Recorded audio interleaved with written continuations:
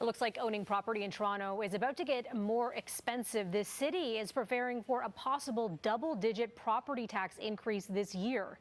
Faiza Amin has been hanging out at City Hall all day for us. What's the latest you're hearing about this, Faiza?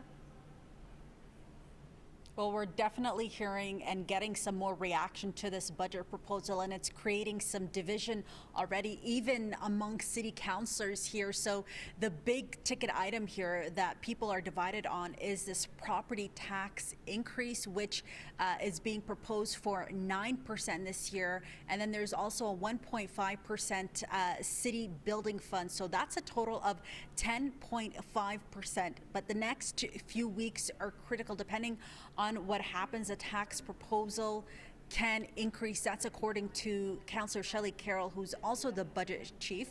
She says that the city will be forced to impose another 6% federal impacts levy. That's what she's calling it, raising the total tax increase to 16.5% if the federal government doesn't provide Toronto with the $250 million for refugee claimants. Currently, 5,800 are in the shelter system here in the city. Carroll said that the deadline for the feds to commit would need to come by January 26th. That's when the committee concludes budget talks. City staff have presented the 2024 budget proposal this morning, a $17 billion operating budget.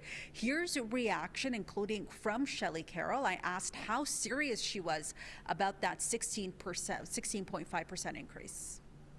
Having found the efficiencies we found so far, there aren't a lot of other efficiencies we can do without squarely hitting frontline services across the city.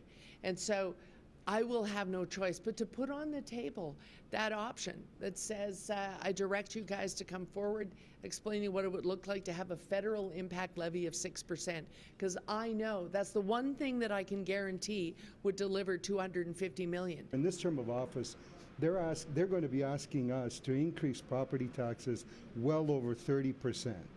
That's staggering for most people. All municipalities are required to balance their budget by law. The City of Toronto facing a $1.8 billion deficit and a number of challenges.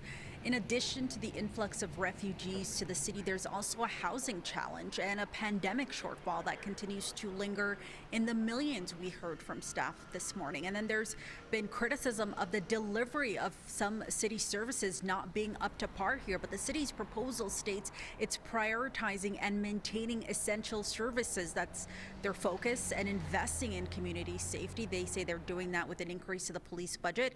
And they say that they're also freezing TTC fares for 2024. According to Shelley Carroll, the 10.5% tax increase that's being proposed, that will amount to an additional $30 a month for households. The Canadian Taxpayers Federation says this increase will be devastating for Torontonians, and there are implications for some renters.